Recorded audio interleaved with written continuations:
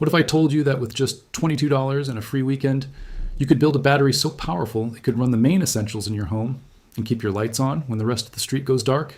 Today, I'm breaking down exactly how I did it. Every real step, every actual mistake. All with parts you can find almost anywhere. No clickbait, no jargon. Just real results, real numbers, and a little bit of stubborn curiosity. Welcome to Boring Economic Update, where the only thing boring is how much money you'll save once you know how simple this is. Ready to see how a $20 DIY battery changed my bills? And maybe my mind about power forever? Let's dive in. Now, let me take you back to the why behind this battery project, because if you're like me, you don't make things harder than they need to be. I started with a simple problem.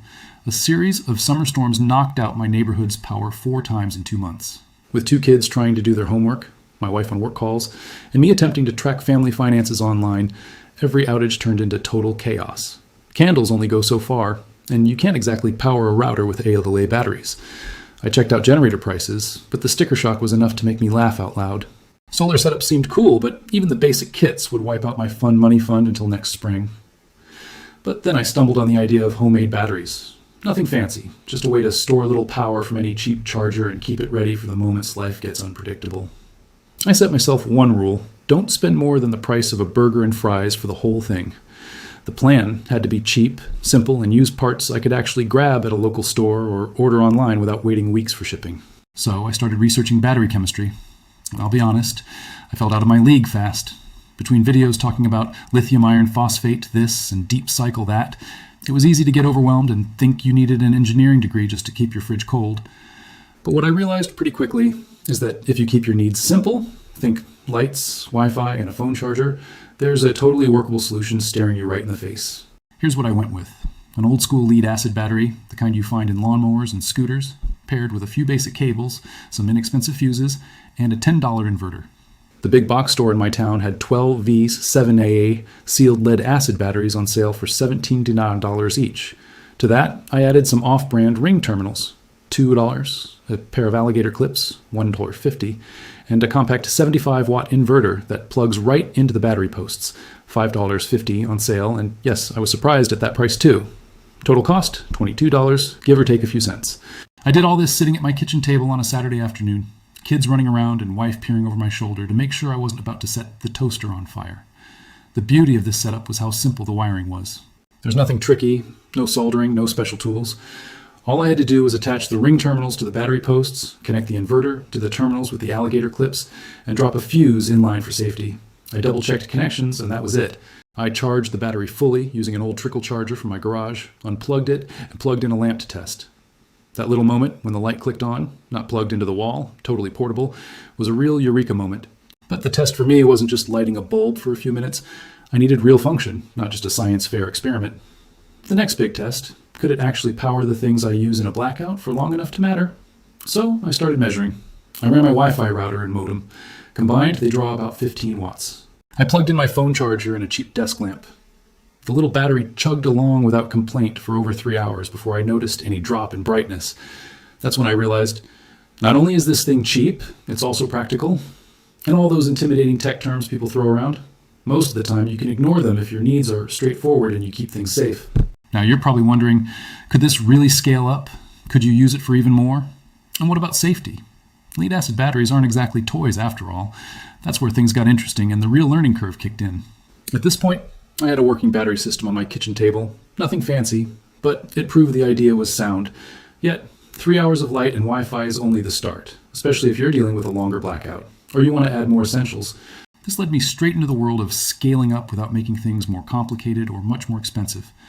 The first thing I realized was that battery capacity is just a numbers game. The main limit with a $22 battery is the storage. It's enough for small stuff, but not for powering a fridge or window AC. But what happens if you get a couple of these batteries and connect them properly? I started doing the math and realized if I bought a second identical battery, the cost would double, but so would my runtime, as long as I wired it in parallel. No overheating, no extra headaches, just more fuel in the tank for when the power's out. Suddenly, with about $40 total, I could keep the home internet running, charge all our devices, run an LED lamp in each room, and even power a small fan for comfort on muggy nights. Now, it started to feel less like a small experiment and more like a home power hack. Before I got too ambitious, though, I needed to learn about managing the health of these batteries, Lead acid batteries, whether the big car ones or the smaller seal types, don't like to be drained all the way down. If you kill it dead, you might only get a few cycles before it's toast. I picked up a multimeter, cheap, from a discount bin for $5 and learned to check the voltage. If it drops below about 11.5 volts, it's time to unplug and recharge.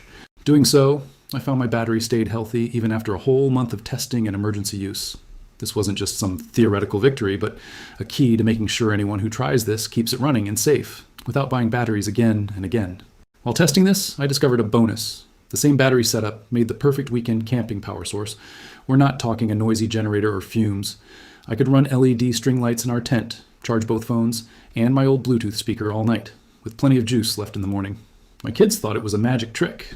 My wife quietly loved that there was less chance of random wildlife snuffling around our site, because we weren't cooking over a gas flame just for a cup of coffee. Just a regular battery, an inverter, and a bit of planning, all for the price of a single drive-through meal. Curiosity gets you places. After 2 weeks of reliable, small-scale backup power at home, I wondered what other people in my town were doing. I stopped by the local hardware store and asked the owner if anyone else picked up small sealed batteries or if people still went all out on gas-powered generators. He laughed and said, "You'd be amazed. Since the last blackout, more folks are trying solar chargers and battery setups. Generators are too loud for most neighborhoods." That was the moment I realized something had changed. People want simple, quiet, and cheap ways to keep their lives moving, not more complexity or expense. Encouraged by this, I wanted to see what I could, safely, run on my DIY system that I haven't tried yet. Pushing my curiosity, I tested things like my cable modem, a tablet, a baby monitor, even a tiny desktop aquarium filter. Each device pulled far less power than I imagined. Turns out, most electronics just sip juice, meaning even a basic DIY battery, if managed properly, can keep modern life humming along longer than I thought possible. For anyone watching this who's scared off by technical jargon, let me just say, the biggest surprise is how little actual engineering goes into the daily side of this. You're basically just plugging in, charging up, and knowing when to stop. That's it. I started keeping a run log each time the grid failed, tracking exactly how long my essentials ran, how low the battery had to go, and what kind of recharge time I needed from a standard wall charger once power came back. Even on the rainiest, longest night of the summer with both Wi-Fi and lamps going, my little $22 system only needed 2 or 3 hours of wall juice to be back up at 100%. With a solar charger, which I'm thinking of trying next, it could be even more independent.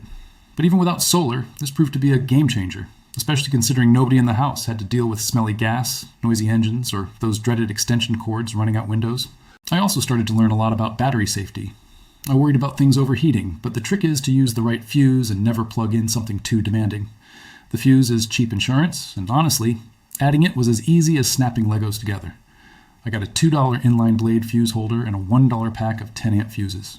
I never came close to popping one, but knowing it was there kept my nerves calm and my wife comfortable leaving the thing running on the counter.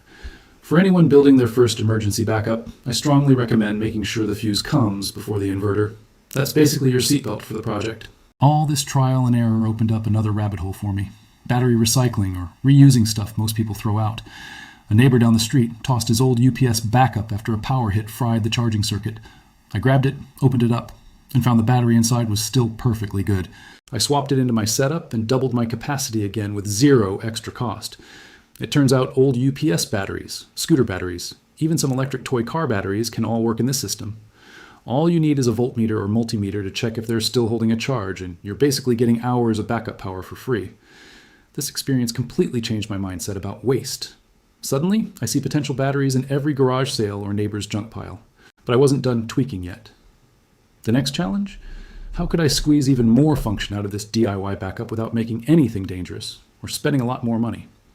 That's what took this experiment from a quick fix to a real, family-tested solution for rolling blackouts and peace of mind. And what came next, honestly, surprised me more than anything so far. By the time fall rolled around, my $22 battery setup was no longer just an experiment that lived on the kitchen counter. It was part of our routine, almost like a new household appliance. As each blackout hit, it was less of a crisis and more of a quick routine. Grab the battery, plug in the essentials, and life just kept on going. There's something strangely satisfying about not being at the mercy of the power company, but I couldn't help thinking, how much further could I push this without breaking my core rules? Cheap, simple, and safe. So I got to work seeing what else this humble battery system could do. First, I started timing how long it could run 2 LEDs in the living room and a small USB-powered fan.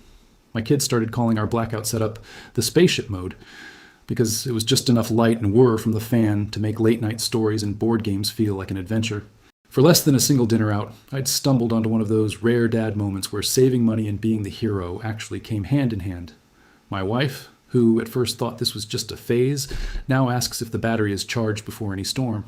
But curiosity never stays in one spot, especially when that first win is so visible. I experimented with different batteries, picking some up from the local electronics recycler for pocket change, testing a free battery from an old security system, and even swapping in a beefier inverter, $18 on clearance, still keeping it affordable, for more options. I learned that small DC appliances, like some portable fans, USB device chargers, or LED strip lights, use even less power than typical house plug devices, so the same battery could go longer when you shift your thinking. By using adapters and basic wiring, I split the output so it could safely feed multiple USB gadgets at the same time. Suddenly, that $22 went even further, stretching my backup power budget without adding complexity. Around this time, a neighbor caught wind of my battery trick after stopping by during a blackout. He'd always relied on a gas generator with all the usual baggage, noise, fumes, constant refueling. When I showed him our setup, he admitted that even 3 hours of lights and internet would be a game changer for his family, because most outages don't last more than that. We sat down and mapped out his own version. He decided to double up on batteries from the start for a whopping $40 total. A few days later, he texted, "Why didn't I do this years ago?" That's when I realized this simple project isn't just a one-off fix. It's the kind of trick any average person can pull off for cheap, whether you live in an apartment, a townhome, or a rural cabin. The beauty of this project is that it doesn't require you to go off-grid or spend months learning electronics. You just need a reason, a bit of curiosity, and patience to try the first version. That's how all the best cost-saving ideas start. Besides, the learning curve is the satisfying kind. You try, you tweak, you improve, and suddenly you have something to brag about to your friends or teach your kids. Every time we used the battery during an outage, I'd jot down notes on how long it lasted and what it could actually run. There was pride in saying, "This actually works," with proof right in front of me. But there's another side to this, one that got me thinking beyond my family's needs. Last winter, one of my wife's colleagues heard about our DIY power backup after her own apartment spent an icy night in the dark. She was surprised how simple the setup was. No soldering, no advanced tools. So I dug out an old small battery from the recycling center, found a cheap inverter online, and spent an afternoon putting together a kit for her. 2 weeks later, a snowstorm took down half her block. I got a text that evening. "Your battery just saved my phone, my laptop, and my sanity."